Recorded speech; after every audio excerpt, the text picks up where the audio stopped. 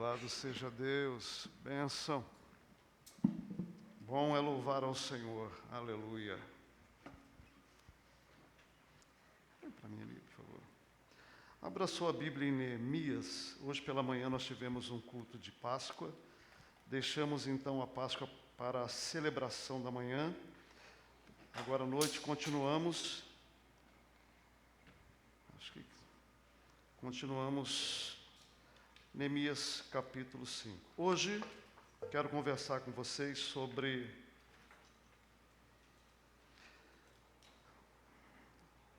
os servos de Deus. A gente tem aprendido que servir é o jeito cristão de amar.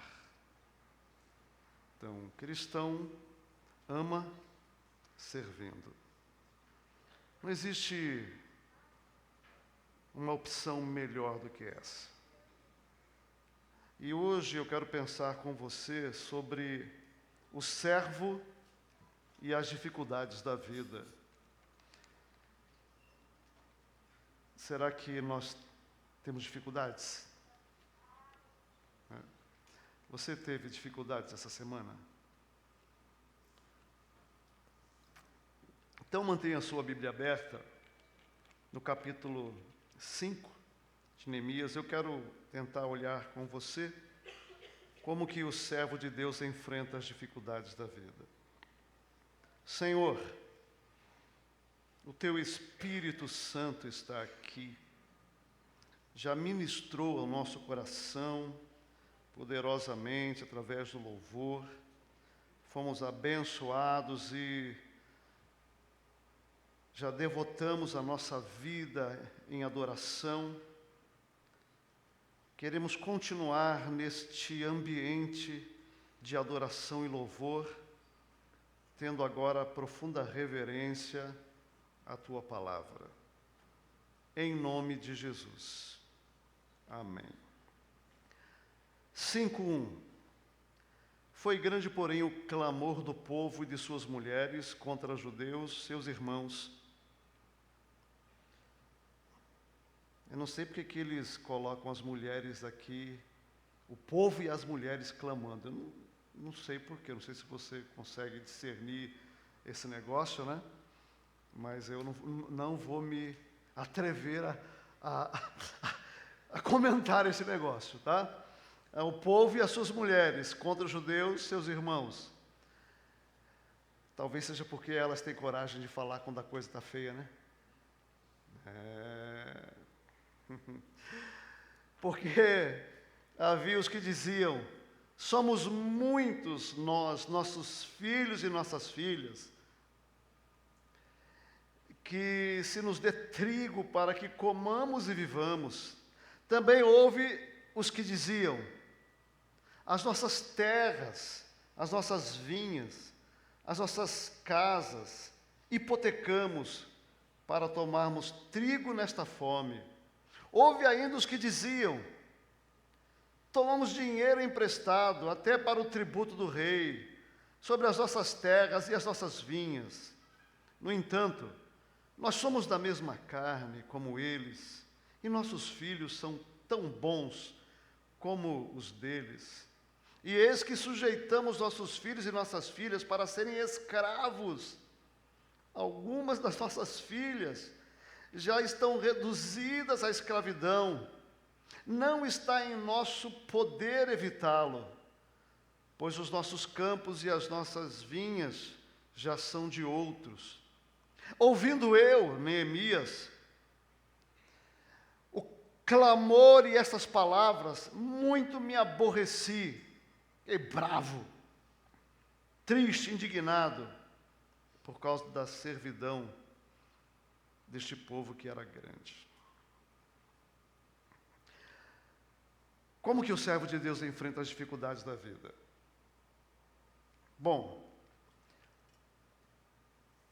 eu entendo que ele vive preparado para enfrentar dificuldades, e se ele vive preparado para enfrentar dificuldades, é porque alguém o preparou, e eu acredito que Deus nos prepara para enfrentar dificuldades.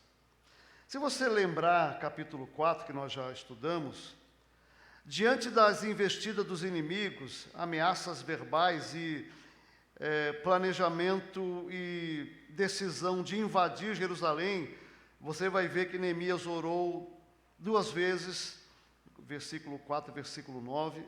Depois, no versículo 14, ele disse: não os temais, lembrai-vos do Senhor, grande e temível. E no versículo 20 ele disse: o nosso Deus pelejará por nós.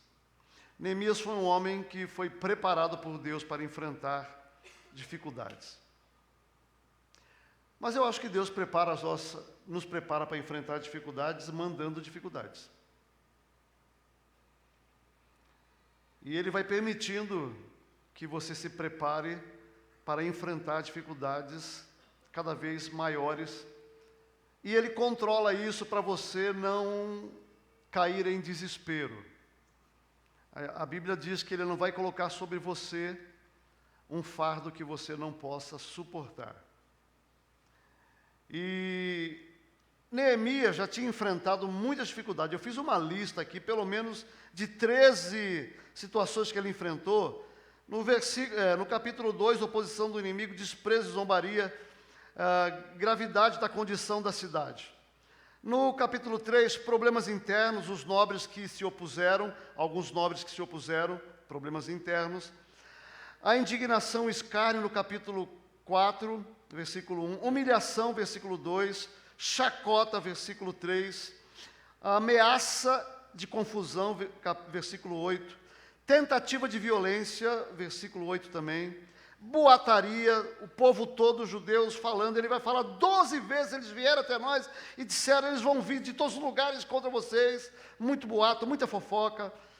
Capítulo 4, cansaço do povo, o povo está esgotado, escassez de mão de obra, ele percebe que eles estavam muito distantes uns dos outros, porque não tinha mais pessoas para aumentar e engrossar as fileiras dos trabalhadores, e sacrifício de todos, trabalhando com as suas armas, muitos não voltando para casa, ficando de plantão ali, de sentinela, e Neemias enfrentou tudo isso. Mas a vida não dá trégua. A vida não dá trégua. Se não fosse o suficiente agora, Neemias está diante de si um problema ainda mais agudo, por quê? A escravidão, ela era permitida no mundo judaico como uma solução para problemas de dívidas, e eles vendiam suas propriedades, seus bens, suas terras. Existia no mundo judaico o ano chamado do jubileu. 50 anos depois do ano de jubileu, tinha um novo ano, e aí as pessoas que compravam propriedades e pessoas, nesse ano, eles devolviam tudo. Por isso que quando alguém comprava um escravo muito próximo do ano, o preço era um pouco menor, porque ele teria que ser devolvido. E aqui eu não sei se essas condições prevaleciam, mas a verdade é que, por causa da pobreza e as dificuldades, eles começaram a vender, e daqui a pouco começaram a vender os filhos, e já não tinham mais o que comer, e eles dizem, nós não tínhamos como evitar. E Neemias já tinha enfrentado tanta dificuldade, e ele se encontra preparado para mais essa dificuldade, mas não sem raiva, não sem indignação, porque Deus nos prepara para a vida, mas Ele não anula os nossos sentimentos. Parece que tem gente que acha que não pode sentir a ausência de Deus. Tem gente que acha que ter raiva de Deus é uma blasfêmia. Bom, eu já tive raiva de Deus. Já senti raiva de Deus. Pastor, está certo isso? Bom, se está certo ou não, eu acho que Deus, num momento de dor e sofrimento, Ele não fica avaliando essas coisas. Bom, se você duvida disso, leia o livro de Jó. Alguém aqui já leu o livro de Jó? Você já viu que Jó fala para Deus no livro? Jó fala assim, você me pegou no pescoço. Isso é muito cruel. O Senhor me agarrou pelo pescoço. O Senhor fica enfiando flechas no meu coração. O Senhor me trata como um nasce-morto. Nasce-morto. Deus, Jó falando da dor. Nós não podemos ignorar os nossos sentimentos, Os nossos sentimentos, eles podem estar errados, mas eles são nossos. E nós precisamos tomar cuidado para não mutilar os nossos sentimentos. Porque se você abala a sua estrutura emocional, você vai ter problemas. E Neemias diz aqui que ele ficou indignado, ficou com raiva. Você ficou com raiva essa semana? Passou por alguma dificuldade que você ficou com muita raiva? Eu também. Né? Eu compartilhei essa semana, de manhã você não estava aqui, que eu passei uma fase difícil aí, fiquei com muita raiva, inclusive de mim mesmo, e de vez em quando a gente transfere para Deus, e Deus não tem nada a ver com isso, mas a gente é humano, né? Fala para Deus. Neemias, ele foi preparado por Deus para enfrentar as dificuldades, e eu quero dizer para você, você precisa estar preparado para enfrentar as dificuldades da vida, porque a vida não é fácil, e eu não dou conta da vida. Eu não dou conta da vida. Eu tenho dito isso inúmeras vezes. Eu quero lembrar você das palavras de Jesus em João 16:33, diz assim: essas coisas eu vos tenho dito para que tenhais paz. Aí você fala assim, opa, o que Jesus tem dito para que eu tenha paz? Deve ser uma palavra boa, uma palavra de profecia, né? Aí diz assim, no mundo tereis aflições. Que negócio esquisito, né?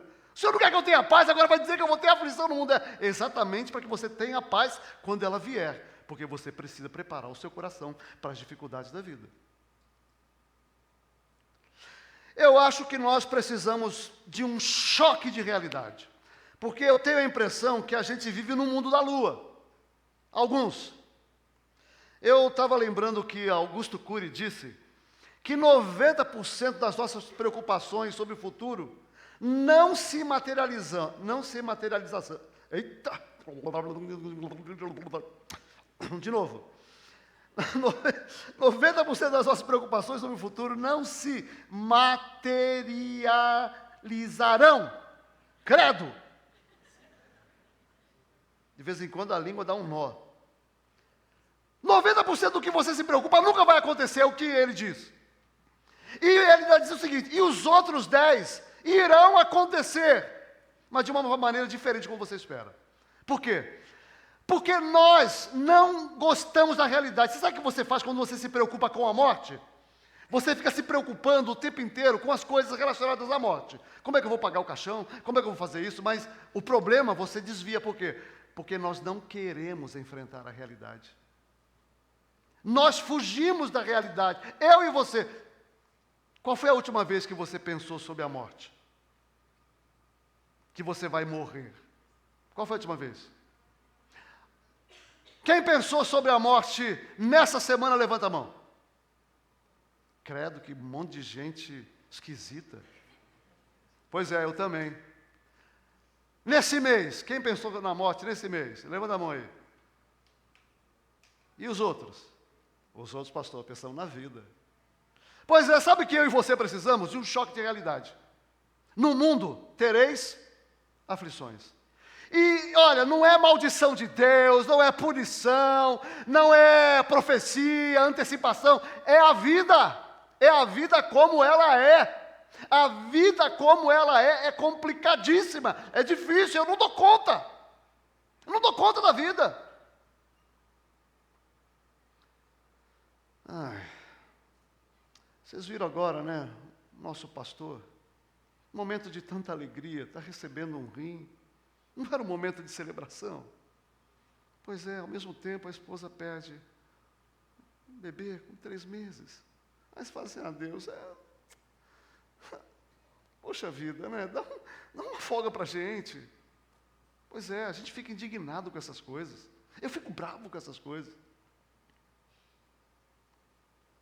E Neemias, ele ficou bravo.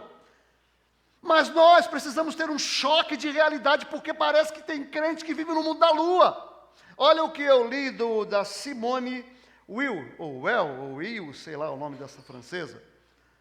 Diz assim, a imaginação e a ficção constituem mais de 3/4 da nossa vida real. 3/4 da nossa vida é caracterizada pela imaginação e ficção. Ela vai dizer o seguinte, raro, de fato, são contatos verdadeiros com o bem e com o mal. Nós fugimos da realidade. Ô, pastor, então quer dizer que eu tenho que ficar pensando na morte? Eu tenho que ficar pensando nos problemas? Eu tenho que ficar pensando nas dificuldades? Não. Mas em algum momento, você tem que lidar com as realidades da vida, enfrentá-las. Em algum momento você tem que fazer isso. Por exemplo, toda mãe, todo pai, um dia, tem que pegar o seu filhinho, a sua filhinha, ajoelhar no quarto e falar para Deus assim: Senhor, é teu. Eu não quero que o Senhor leve, eu não quero que ele fique doente, eu não quero que ele sofra, eu não quero que ele... Mas olha, eu agora entendo que eu não tenho controle sobre a vida.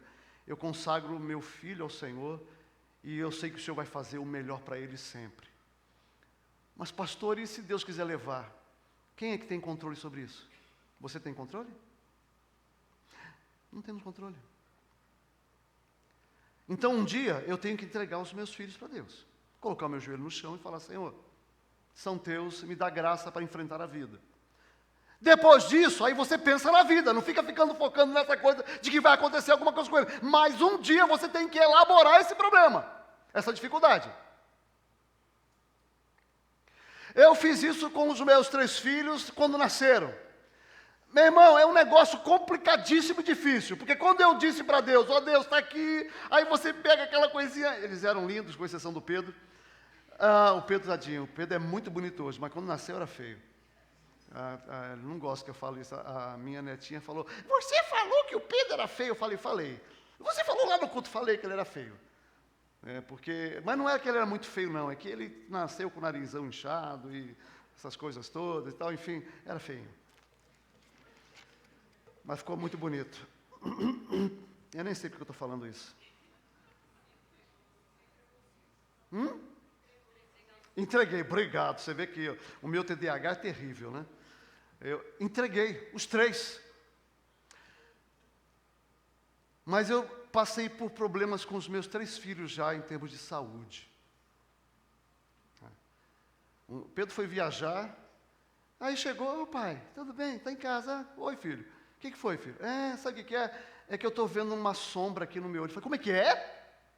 Mas quando começou isso? Começou isso umas 3 semanas. Filho, você está vendo? Tem uma sombra no seu olho e você agora vem me dizer isso. E quando levamos ao médico, a médica não falou nada, começou a tratar. Mas depois ela falou: Pedro, você podia ter ficado cego.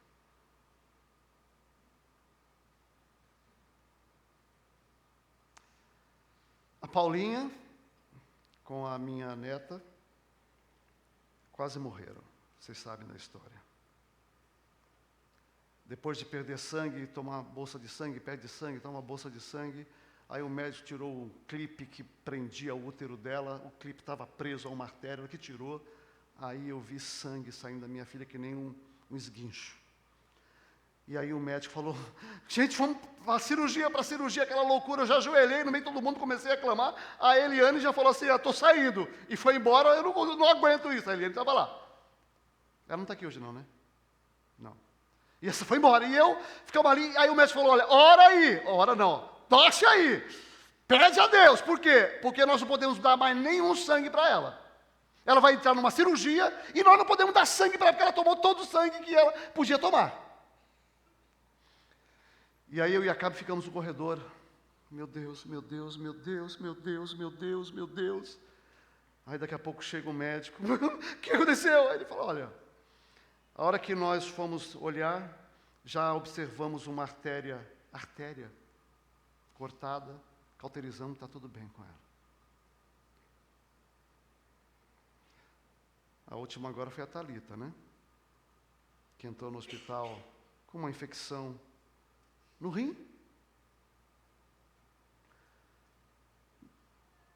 Mais de 24 horas depois, não tinha sido medicada ainda, sendo detectada uma grave infecção no rim. Eu liguei para o hospital, brando, manso.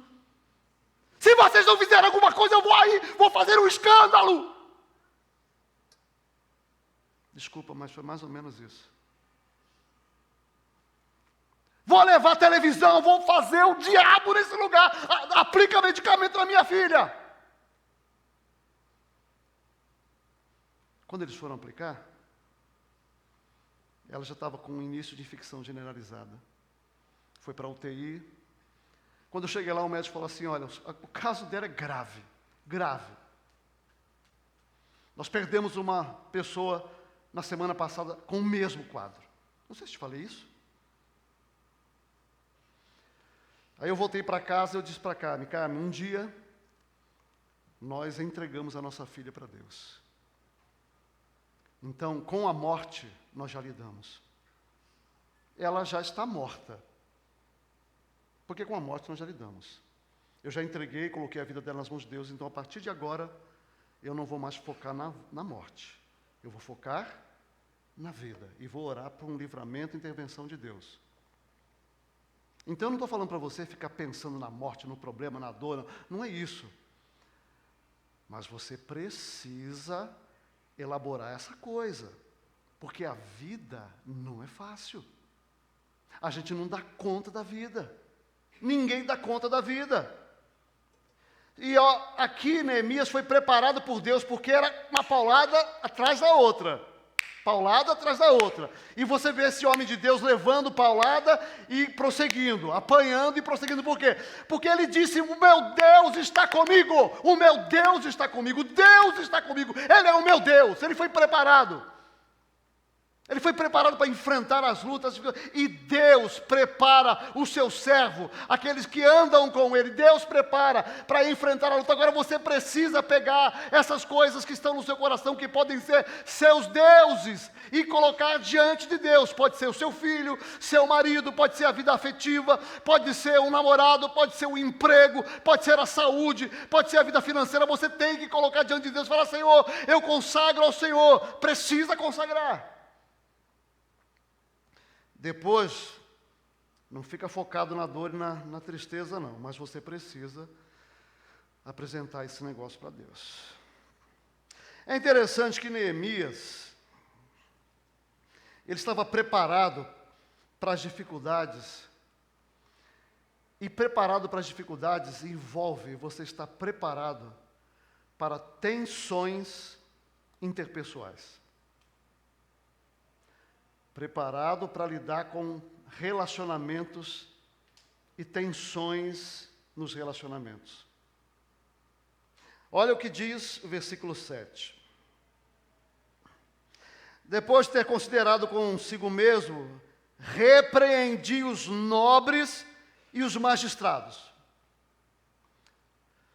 Neemias foi lá orar, buscar Deus, e Deus falou ao coração, olha, quem está fazendo isso é quem tem dinheiro, quem está fazendo isso são os nobres, os magistrados, eles estão oprimindo, estão abandonando o povo, estão fazendo o povo de escravo, e você vai ter que enfrentar isso, vai chamar esse pessoal e vai conversar com eles, com essas pessoas. As dificuldades da vida envolvem problemas relacionais. E eu quero dizer para você que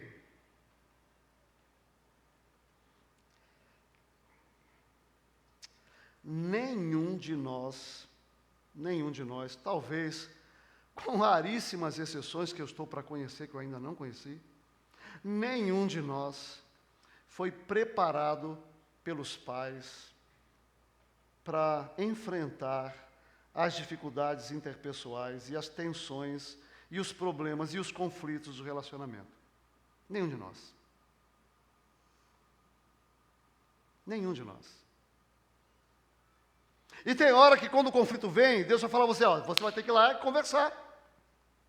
Mas aí eu encontro ao longo da vida mães que carregam um filho pendurado no cordão umbilical. Mães que precisam dizer para o filho assim, ó, vai viver, vai trabalhar, vai resolver a sua vida. Mas não faz isso. Criam os filhos como bebelôs. Meus irmãos, a gente tem que ensinar os nossos filhos a viver. Eu não sou referência de nada nessa vida. Eu quero ser, mas não me coloco como referência de nada aqui, tá? Eu quero ser, mas não quero me colocar como referência radical, absoluta, de coerência. Eu luto para ser. Mas quando os meus filhos fizeram 18 anos, eu disse para eles, todos eles, vai trabalhar. Está aqui a Thalita que não me deixa mentir. Paula, vai trabalhar, agora acabou a mamata. Trabalhar. Vai ganhar dinheiro para comprar roupa, vai se virar. Eu lembro, coitado do Pedro, ele está descansando, vou aqui descascar ele agora, né? Eu lembro que no dia que o Pedro ia começar a trabalhar e estudar, ele me procurou no quarto. Angustiadíssimo, aflito. Sabe aquela aflição de alma? Angustiado. Falei, o que foi, meu filho? Pai, amanhã eu vou começar a trabalhar e estudar. Sabe o que estava acontecendo? Acabou a infância. Acabou a infância. Nós vemos relacionamentos conjugais de abuso. Abuso. Mulheres que sofrem abuso pelos maridos. Canso de ver isso, inclusive, infelizmente, inclusive na igreja.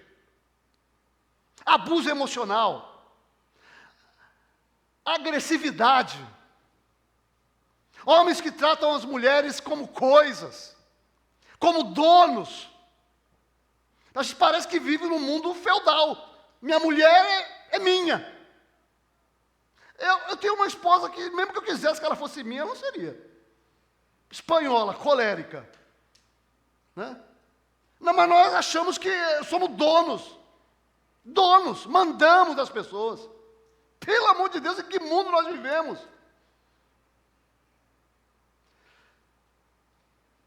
Estava conversando com um indivíduo de uma igreja aqui na cidade, cara de uma igreja pentecostal, nada contra eles e tudo contra eles. Nada contra eles pessoalmente e tudo contra o que eles ensinam. Eu estava falando sobre vida sexual com ele.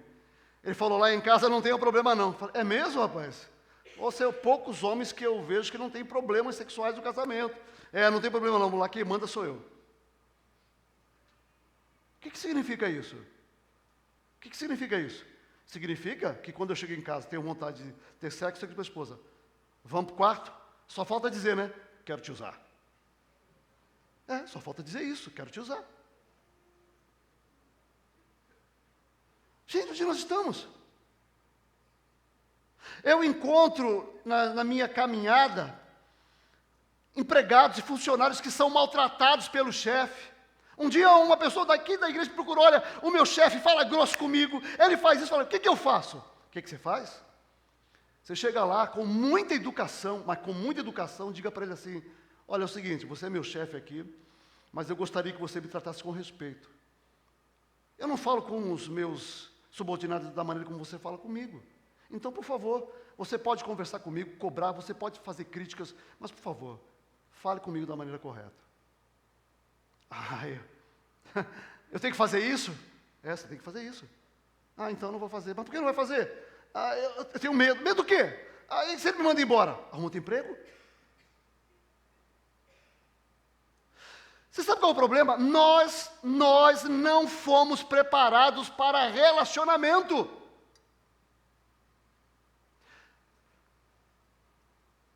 Nós temos dificuldades, por quê? Porque a maneira como eu me relaciono com as pessoas, eu aprendi dentro de casa.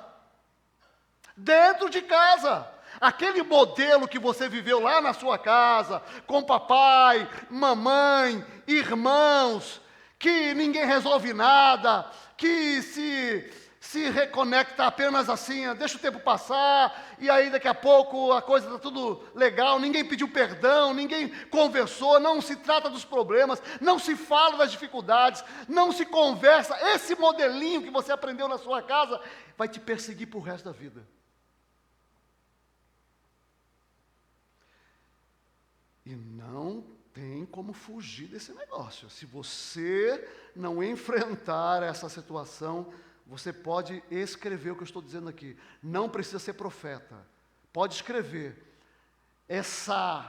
Esses relacionamentos enviesados vão aparecer com seu marido, com a sua esposa, com seus filhos, com seus amigos. Eu encontro constantemente pessoas que me procuram para conversar e falam de problemas que parecem, a pessoa vem, e eu não estou aqui menosprezando a dor da pessoa, mas ela vem com um problema, uma dor, uma angústia, dizendo eu não sei o que fazer, ela me conta, fala assim, mas é simples. Vai lá, diz não vou fazer, se você não fizer a sua parte, coloque limites, e acabou. Não, mas é que, como assim, não tem mais? Mas as pessoas aprenderam de uma forma tão truncada, que elas não têm sabedoria, não têm discernimento, não sabem o que fazer quando vivem tensões. Neemias aprendeu que as dificuldades da vida vêm com o nome de pessoas. E com pessoas. Bom, eu sei o que é isso, porque eu vou dizer para vocês, desde que eu me converti, nunca tive problemas de confrontar mulheres. E não é confrontar que eu falo, chamar para conversar, falar coisas difíceis. Mas eu tinha dificuldade de fazer isso com os homens. Olha que loucura. Aí eu, como pastor, tinha que resolver alguns problemas, tensões que envolviam homens, e eu dizia assim, isso vai passar, deixa isso aí, isso daqui a pouco você resolve. Aí um dia, eu me perguntei, de onde é que vem essa procrastinação do meu pai? A figura masculina para mim era uma figura de embate, de conflito. E quando eu tinha que entrar em tensão com alguns homens, eu tinha receio de uns medos que eram medos do meu pai, de que alguma coisa ruim ia acontecer, tinha medo de desrespeitar a pessoa, então ficava evitando. E um dia Deus falou no meu coração, você precisa tratar isso. Porque a vida é assim, você vai ter que conversar, vai ter que falar, vai ter que sentar e dizer, está errado.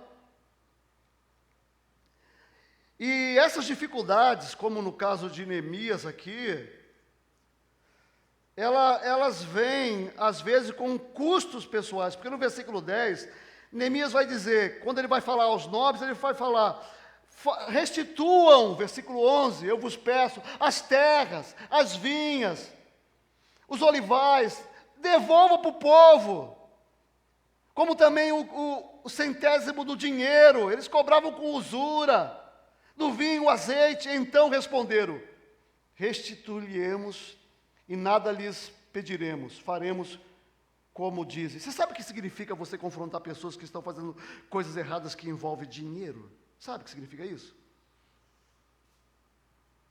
Você tem que falar para as pessoas assim, é o seguinte, vocês estão escravizando, vocês estão emprestando com usura, vocês estão deixando o povo na miséria. E não era qualquer pessoa, eram os magistrados, eram os poderosos. Neemias foi lá e falou, precisamos conversar. Relacionamento, para mim, é a área mais difícil que existe na vida. Quem vai casar agora nas proximidades? Levanta a mão aí, Bruno. Vai casar, Bruno? Está pretendendo? Tá, se prepara. Mais alguém vai casar? Deus abençoe. Mais alguém? Deus abençoe. Se prepare. Depois de alguns anos, você vai olhar para a sua esposa, para o seu marido e vai falar assim, quem é essa pessoa?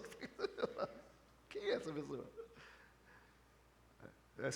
Sabe, acho que é brincadeira. A minha esposa... Está aí, Carmen? Misericórdia, ela está ali. A minha esposa olhou para mim algumas vezes e falou assim, eu não te reconheço. E eu pensava assim, eu não dizia para ela, né? Concordar jamais. Morro, mas não concordo, né? Concordar jamais, mas eu dizia, eu também não me reconheço. Terrível. Terrível. Porque você sabe que o caminho mais doloroso, o caminho mais difícil da vida cristã, e também o atalho mais veloz para o crescimento, é a vida de amor. Quer crescer? Você quer crescer? De verdade? Se comprometa a amar. Amar como a Bíblia diz, não como você acha que é o amor. Como a Bíblia fala, a Bíblia ensina que o amor é paciente, é bondoso, não é egoísta, não é orgulhoso, tudo sofre, tudo crê, tudo espera, tudo suporta, faz o bem, faz sacrifício, ama o inimigo. Você quer crescer? Coloque um compromisso no seu coração. Senhor, eu me comprometo diante do Senhor a amar. Porque eu vou dizer para você, amar é um caminho de dor. Esses dias atendendo uma pessoa, falando das dificuldades com a família, ela se voltou para mim e falou, graças a Deus que nós temos amigos, porque não existe nada mais leve no mundo do que relacionamento com os amigos. Eu olhei para ela e falei assim, Falou, como não? Não. Amigo você ama, você tem que amar amigo? Você tem que amar? Amigo tem que amar, não tem que amar? Bom, então não é um caminho leve. Não é um... Aliás, amar custa. Amar tem um preço. Você quer ter amigos, se prepara para amar e pagar um preço. Porque amigo, não tem amigo ideal. Não tem amigo ideal. Amigo perfeito, isso não existe. Não existe amigo perfeito. A Mari está dizendo que ela é amiga perfeita. Quase lá, Mari. Não tem amigo perfeito. Não tem. E aí, meu querido, você vai precisar entender que ter amigos custa caro. Custa caro. Ninguém vai ter relacionamentos de amizade sem problemas. No casamento, nos relacionamentos, pai com filho, filho com pai, mãe com filhos, filhos com mãe, irmãos com irmãos, parentes. É um negócio terrível. Sabe por quê? Porque nós somos, eu e você somos egos. Egos. A Bíblia fala que o ser humano é pecador. Ele é mau. Mas quando a gente fala que o pecador é mau, a gente tira aqui 99,9% das pessoas e fala assim, eu não. Eu posso ser pecador, mas mau não sou. Então, eu tenho tentado explicar isso de uma outra maneira. Ego tem duas características. Ego luta por tudo aquilo que possa lhe prejudicar, mesmo que seja o bem. Existe bem que cobra de mim um preço alto? Claro que tem.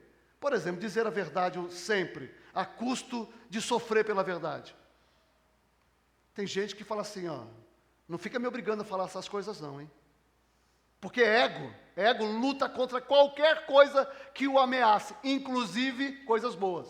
Ego luta por satisfação dos seus desejos. Esse é o ego.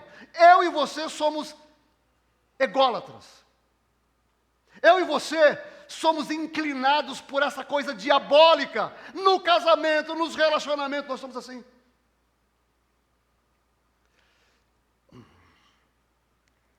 De vez em quando a gente tem atitudes altruístas, aí voltamos para a base da nossa vida, que é fazer coisas por interesses. Nós somos assim. Nos aproximamos das pessoas por interesse. Fazemos o bem por interesse. E Neemias, ele teve que ser preparado por Deus. E eu quero dizer para você, no nome de Jesus, nós precisamos enfrentar essas tensões. Precisamos de cura espiritual, emocional, para o enfrentamento adequado da vida, porque a vida é uma relação, são relacionamentos. Em tudo você tem que se relacionar com as pessoas, mas ninguém está preparado. Eu já falei para você que antes de eu casar, eu me achava um anjo. É verdade. Porque eu cheguei na igreja, o cara veio das drogas, da prostituição. Tinha tido encontro com Jesus lá na boca do lixo. Eu estava cheio de fogo, cheio de paixão por Deus, de amor. Eu queria ganhar o mundo. Eu estava assim, cheio de vontade, de desejo, de ímpeto. Aí chega na igreja, a impressão é que eu estava andando a 200 por hora e a igreja a 20 por hora. Essa é a impressão que eu tinha. Eu falei, esse povo aqui tudo é crente fraco. Agora eu não, eu sou um anjo quase. Até que eu casei.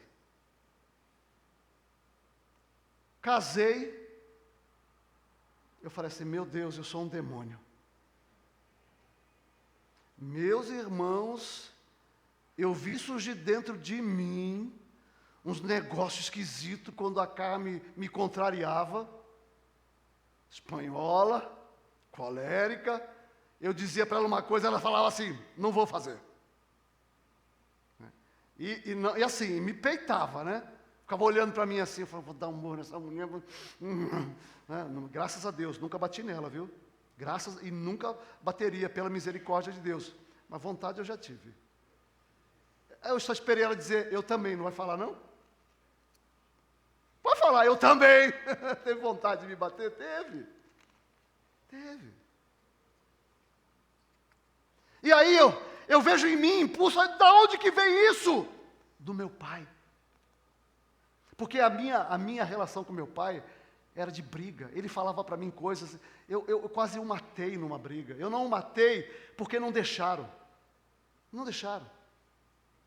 Essa relação conflituosa, eu vi coisas dentro de mim, porque você não consegue ficar livre. Por isso eu vou dizer uma coisa para você.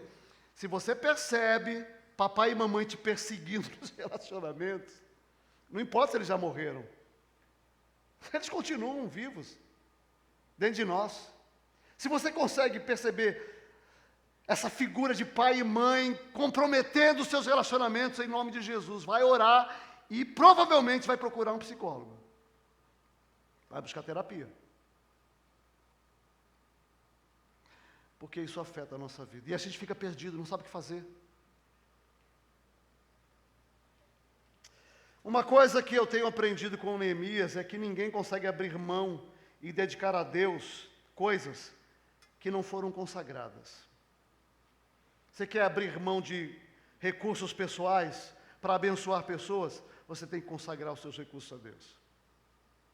Neemias falou, eu paguei. Nessa brincadeira, estou dizendo para vocês, olha, pessoas que vinham comer, eu dei bois. Ele vai dizer, eu dei bois, eu dei do meu dinheiro, eu emprestei, eu não requisitei acréscimo dos meus empréstimos, eu fiz coisas, eu acolhi as pessoas. Você quer servir a Deus, você precisa consagrar a sua vida a Deus. Agora, eu quero dizer para você, tem duas notícias, uma boa e uma ruim. A boa é que quando você faz isso, você vai crescer na sua vida, como nunca você cresceu. Consagre a sua vida a Deus e diga, Senhor, eu vou fazer a tua vontade no meu relacionamento. A notícia ruim é que Deus vai colocar pessoas muito difíceis na sua vida.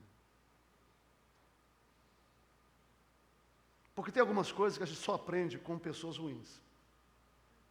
Pessoas difíceis. É por isso que eu estou nessa igreja. Para vocês aprenderem com uma pessoa difícil que eu sou. Pessoa ao contrário, né? Pessoa que eu estou falando de vocês, estou falando de mim. De mim e de mais algumas pessoas por aqui.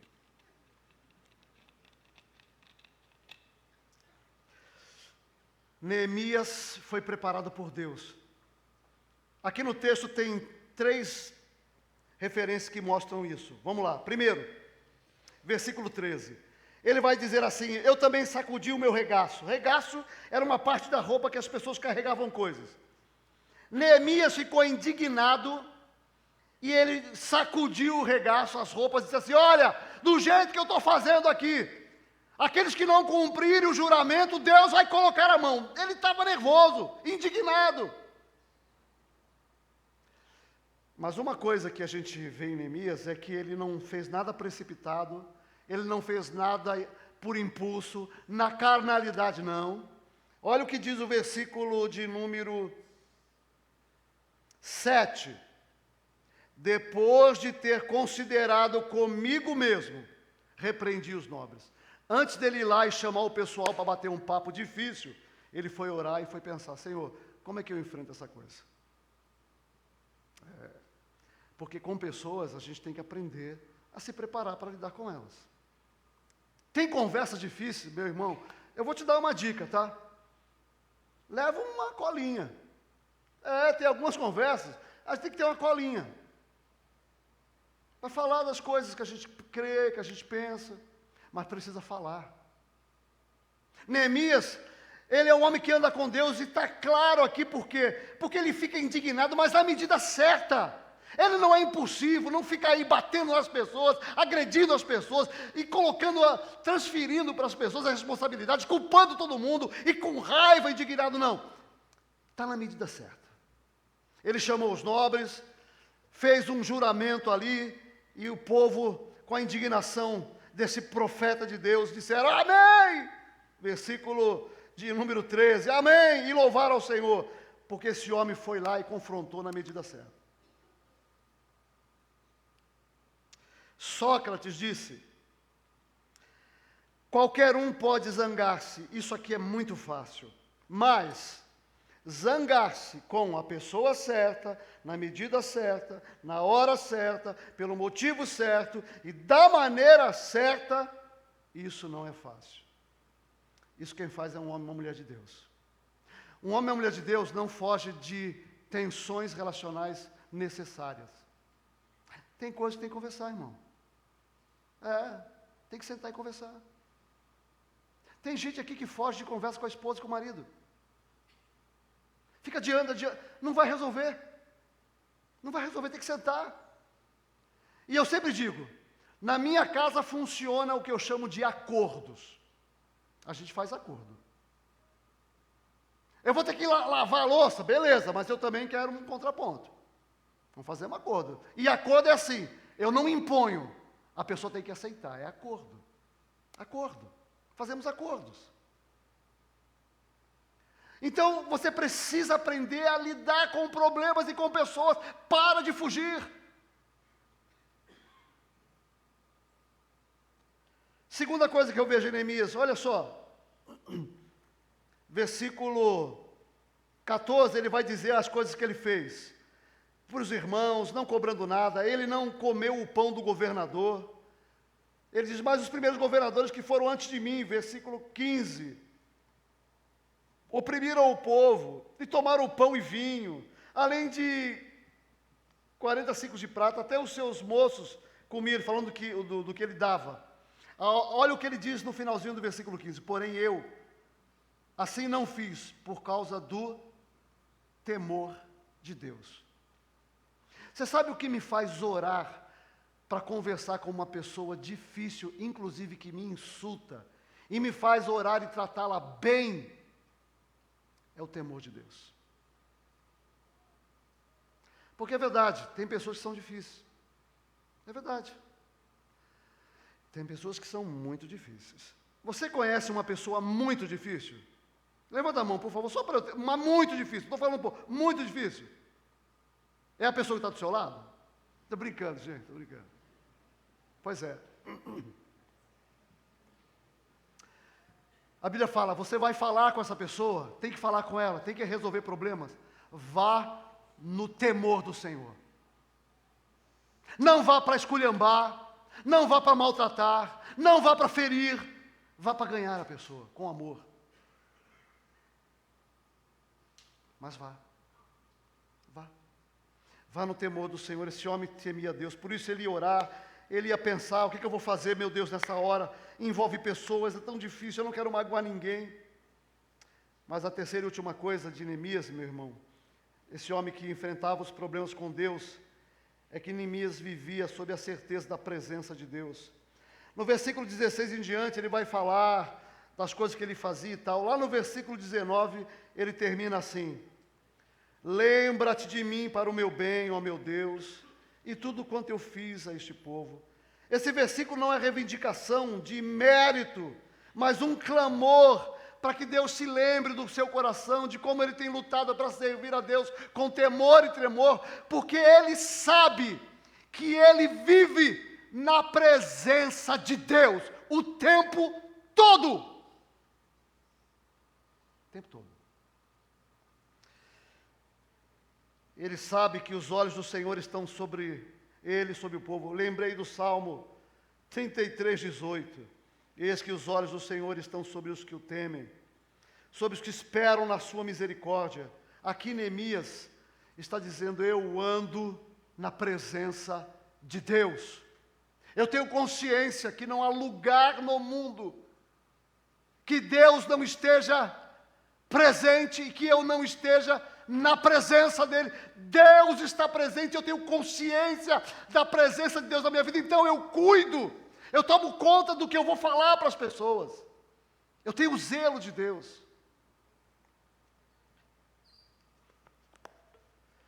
Como é que você enfrenta as dificuldades da vida? Andando com Deus. Andando com Deus. Bom,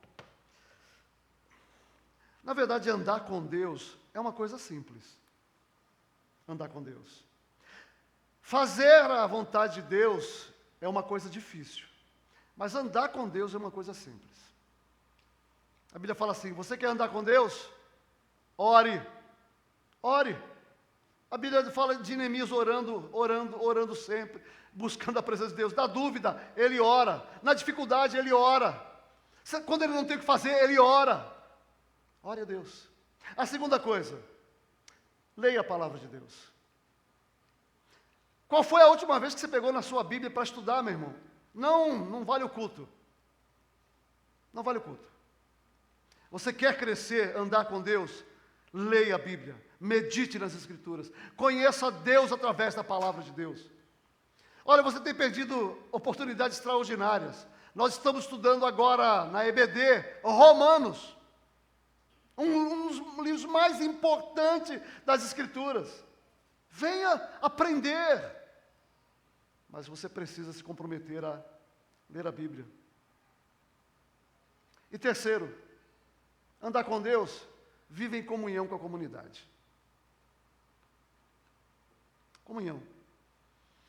Por quê? Porque a gente cresce quando a gente se relaciona com as pessoas.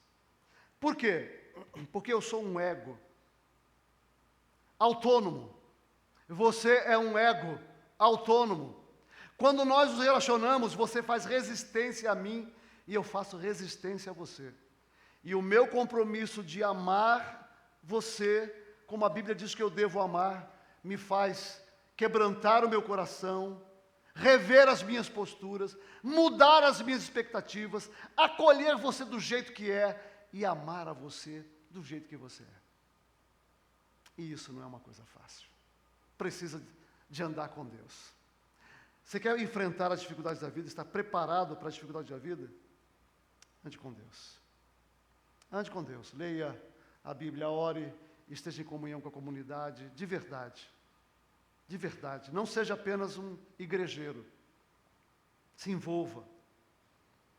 O Senhor quer usar a sua vida e quer fazer você crescer e quer te ensinar a enfrentar a vida. Eu posso garantir para você. Eu posso garantir. Essas dores que a gente traz da nossa família, elas não vão embora. Elas não vão embora. Aquelas de 3 até 12 anos, elas ficam gravadas na nossa memória. E determinam como a gente vai viver. E a gente precisa reorganizar a nossa vida emocional. E você vai precisar disso. Agora, eu posso garantir para você, andar com Deus é um caminho de cura. Porque quando eu cheguei a Cristo, eu era uma pessoa doente, completamente doente, destruída, no limiar da loucura. O meu olhar hoje, como psicólogo, pastor, para aquele menino de 20 anos, a sua mente estava cindida. Ele já estava com uma ruptura mental, ele estava oscilando entre a realidade e a ficção. Eu tinha alucinação durante o dia. Por quê? Porque eu queria enlouquecer? Não, mas a loucura foi um meio de eu morrer sem morrer. Foi isso. Loucura foi, eu quero morrer sem morrer. Porque a morte é muito ruim de enfrentar, então eu vou morrer de uma outra maneira. Fiquei louco, comecei a ficar louco. Então, uma pessoa doente, eu falo para a Carmen, ela tomou uma decisão muito ruim quando começou a namorar comigo. Eu não daria uma filha para namorar uma pessoa como eu. Com aquele jeito, onde eu vim, não daria. Ela diz que Deus falou com ela. Eu estava conversando esses dias, falei, Carmen, você é uma louca. Você como namorar com um cara como eu, você não sabe os riscos que você correu. Ela falou assim, mas Deus falou comigo. Quem sou eu, né? Quem sou eu, né? Mas o caminho de cura para mim foi o caminho do amor. pior e mais difícil caminho do amor. O caminho do amor é você vai sem vontade, você vai sem querer. Aí você vai com dores na alma, mas você vai lá e você pede perdão. Aí você vai lá e você se arrepende. Aí você vai lá e vai de novo, e outra vez, e aí você não tem vontade de ir, você chora para Deus, e Deus fala, eu vou te capacitar, e aí você vai de novo, e aí coisas vão nascendo dentro de você, porque é o caminho do amor, é o caminho do amor, é o caminho da cura, mas é o caminho mais difícil que existe. Mas eu quero convidar você a andar com Deus, porque a melhor coisa que aconteceu na minha vida foi andar com Deus. Foi. Não tem nada melhor nessa vida. De olhar para Deus e falar, Senhor, a minha vida é uma porcaria, não tem sentido, isso aqui não vale nada. E aí, de repente, o Senhor diz assim, para com isso. Eu te planejei antes da eternidade. Você é meu. Ninguém ia destruir você, porque eu te escolhi, eu te chamei, eu sou o teu Deus. Mas isso não é um privilégio meu. É assim que Deus faz comigo, com você. Com todos nós. Você não é obra do acaso. Você não está aqui por acaso. O Senhor colocou a mão sobre você e te chamou. E te protegeu. Você está aqui porque a boa mão do Deus eterno esteve sobre você. Como esteve sobre mim. E Ele está convidando você para andar com Ele. A estrada do amor. Quero chamar a equipe e os diáconos que vão me ajudar nesse momento de ceia. Quem é que pode participar da ceia? Você teve um encontro com Jesus? Está em comunhão com uma comunidade que ensina a palavra de Deus? Então você é nosso convidado para participar da ceia. Nós vamos chamar os diáconos aqui. Eles vão distribuir. Lembrando que você deve esperar para participarmos juntos desse momento tão sublime. Você não veio de manhã, eu não sei se você sabe, mas para os cristãos, o que está acontecendo aqui é a nossa Páscoa. Isso aqui é Páscoa. A ceia é uma cerimônia que substituiu a Páscoa judaica. Foi no dia de Páscoa que Jesus chamou os discípulos e ministrou a ceia. Por isso, a nossa Páscoa não é a ressurreição de Cristo. A ressurreição de Cristo é a confirmação de quem Cristo é. Mas a nossa Páscoa é o Cordeiro imolado. A nossa Páscoa é Jesus crucificado. Paulo diz em 1 Coríntios 5, versículo 7, Jesus é o nosso Cordeiro pascual. Por isso, quando eu celebro a Páscoa, eu celebro a minha redenção. A ressurreição de Cristo dá aquele toque de júbilo, de alegria, de prazer, de entusiasmo, porque aquele que ressuscitou está vivo.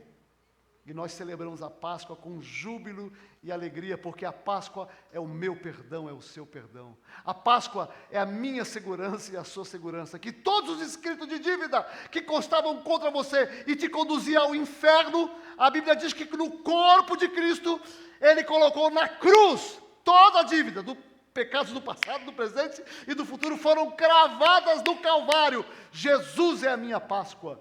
Jesus é a nossa Páscoa. Ele é o Cordeiro de Deus que tira o pecado do mundo. E eu quero dizer que é para você que isso é de graça. Ninguém merece. Então, convido você a participar da ceia. Vamos adorar ao Senhor enquanto nós cantamos. Receba os elementos e nos aguarde para participarmos juntos. A ceia é a Páscoa cristã.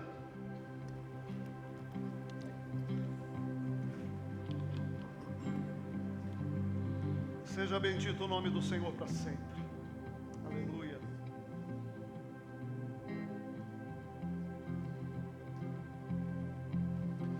Eu olho para a cruz. Obrigado, meu Deus. E para a cruz eu vou do teu sofrer participar. Tua obra vou cantar.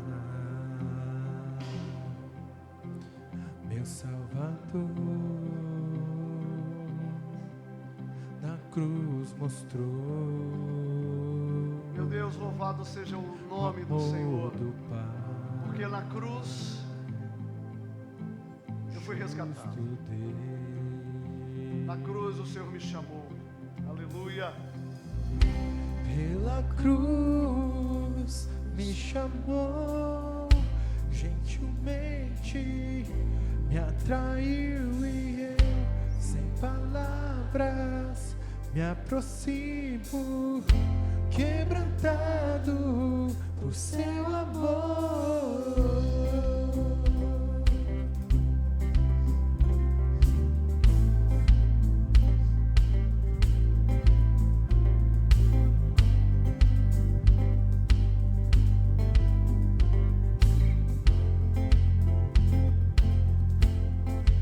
Merecida vida, É de graça. De graça recebi O Evangelho nos alcançou. por sua cruz. Nós não podíamos fazer absolutamente nada para ter Morte acesso me livrou. àquilo que Deus realizou na cruz do Calvário. trouxe minha vida. Ele me chamou para um Eu lugar estava de segurança. condenado, Ele me chamou para um lugar de mas tranquilidade. agora pela cruz Porque Ele nos reconciliou eu com fui Ele. reconciliado. Louvado seja o nome do Senhor. Aleluia. Pela cruz me chamou, gentilmente me atraiu e eu, sem palavras, me aproximo, quebrantado por seu amor. Pela cruz Foi na cruz. me chamou, gentilmente me atraiu e eu, sem palavras, me aproximo, quebrantado por seu amor. Impressionante é seu amor. Louvado seja o nome do Senhor para sempre. Me redimiu e me mostrou o quanto é fiel. Impressionante é seu amor.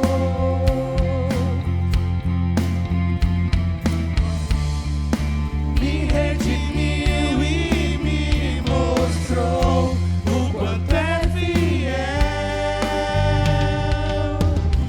Pela cruz me chamou, gentilmente me atraiu e eu, sem palavras, me aproximo, quebrantado por seu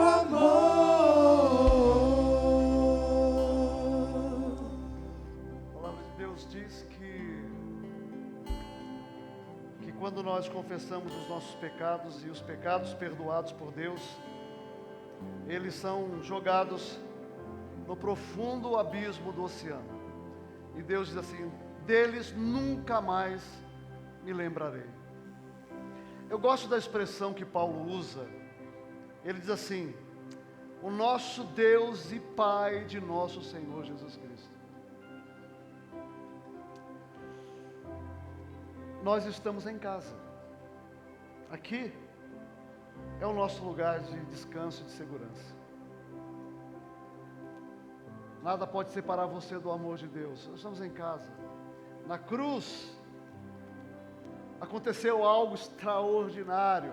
Ele tornou você um filho, te perdoou e trouxe você para perto. Eu e você estamos em casa. Relaxa, tranquiliza o seu coração. Você está em casa.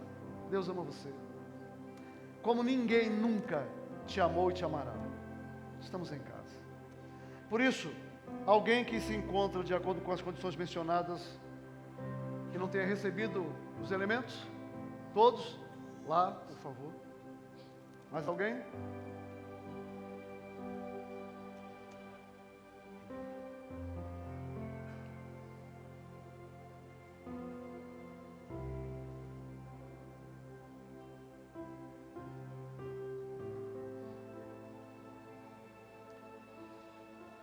Páscoa é o símbolo da nossa vida com Cristo. Por isso a Páscoa não é um evento. A Páscoa é um estilo de vida. A ceia é um estilo de vida. E hoje o Senhor chama você para refletir que esse ambiente de segurança e paz que nós encontramos aqui, essa tranquilidade da nossa salvação, essa paz que excede todo entendimento, é o que Ele quer que você viva todos os dias. Lembre-se que esse ambiente de paz, onde nós estamos em casa, é o ambiente que Deus quer que você tenha no mundo, segurança.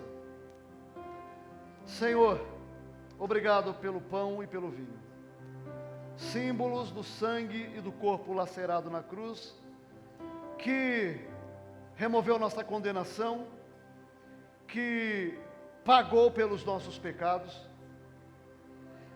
e nos deu livre acesso à casa do Pai, ao aconchego do Pai. Obrigado porque nada nesse mundo pode nos separar do amor de Cristo. Obrigado porque estamos seguros e o Senhor mesmo vai garantir que cheguemos no novo céu e na nova terra, para a glória do nome de Jesus. Nós já chegamos em casa. Louvado seja o teu nome.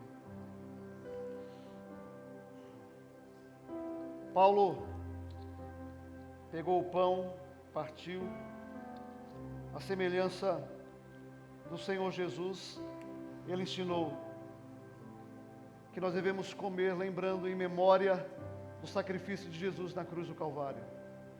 Comamos como símbolo do corpo lacerado por nós.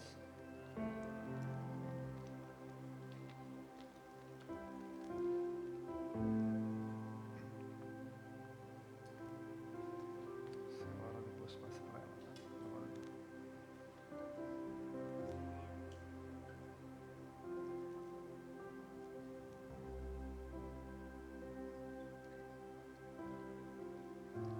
Senhor, toda a honra e toda a glória seja dada a Ti, Senhor, nas alturas. Louvado Eu oro a seja o teu Ti, nome. Senhor, com temor e tremor, Oh, meu e Deus. reverência, Senhor, Meu pedindo Deus. pela Tua graça e misericórdia, Senhor.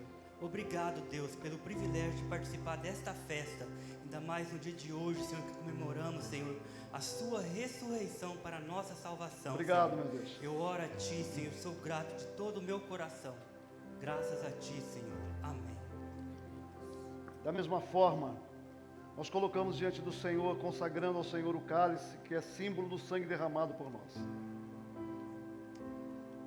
Ah, meu Deus, muito obrigado por essa segurança de vivermos sempre na Tua presença. Que ao participarmos desse momento, lembremos de que este sangue foi derramado para a nossa total segurança, nossa liberdade, o nosso destino e para o nosso estilo de vida. Muito obrigado, Senhor, pelo sangue derramado por nós. Tomemos o cálice lembrando do sangue que foi vertido na cruz em nosso lugar.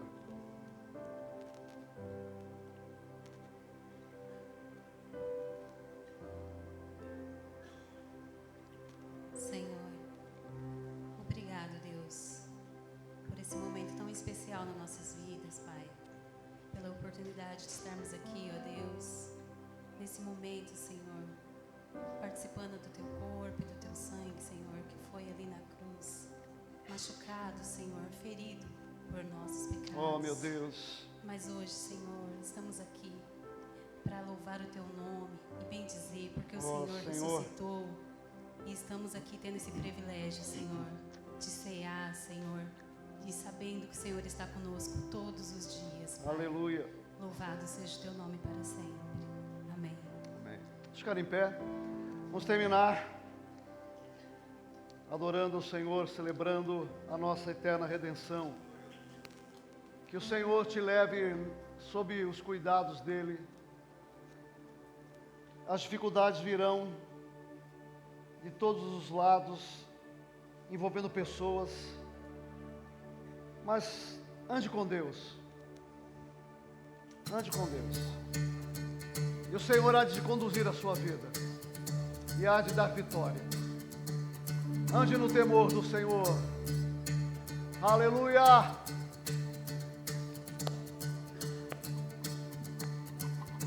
Estava preso em vergonha e dor. Oh, meu Deus. Como poderia esse peso levar? Era o meu fim. É verdade. Aleluia. Até te conhecer. Que privilégio conhecer a Jesus. Aleluia. Respirava, mas sem viver. Tua falha tentei esconder.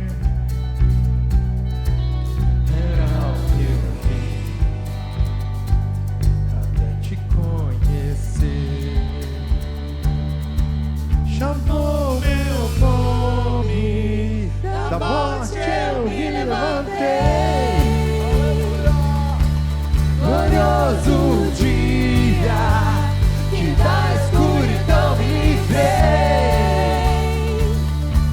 Chamou meu nome, da morte eu me levantei.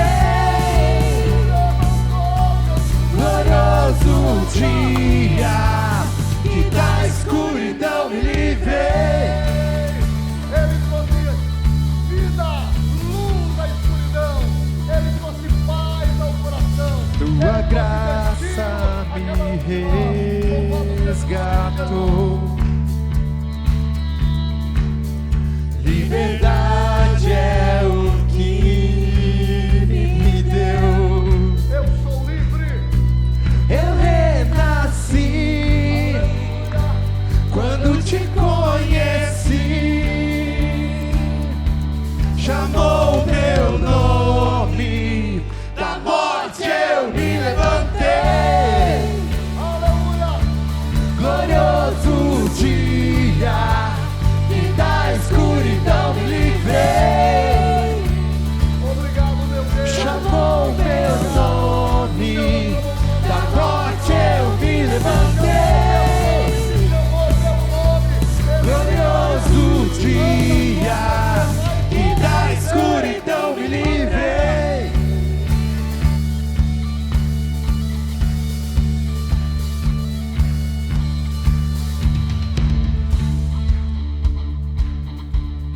Então vamos repetir essa história, hein? História de todo mundo. A gente tem que cantar com força.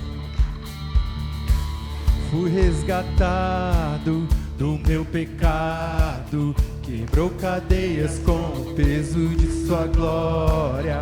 Estava órfão e sem abrigo, mas o Senhor me tornou seu filho. Estava quebrado, fui restaurado, o seu amor é o ar que eu respiro. Olhos abertos, vejo o futuro, pois você me chamou. Da morte eu me levantei. Glorioso dia que da escuridão me livrei. Aleluia. Chamou meu nome, da morte eu me levantei. Glorioso dia que da escuridão me livrei.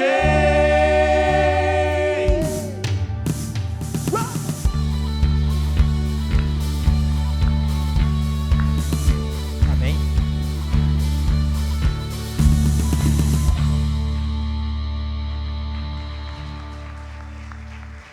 Vá na paz do Senhor. Que Deus te abençoe. Que a Páscoa do Senhor seja vida no seu coração. Que Deus te abençoe. Vá na segurança do Pai. Vá na segurança do amor do Pai. Que Deus te abençoe. Obrigado, meus irmãos. Bênção, bênção. Deus abençoe os irmãos. Glória a Deus.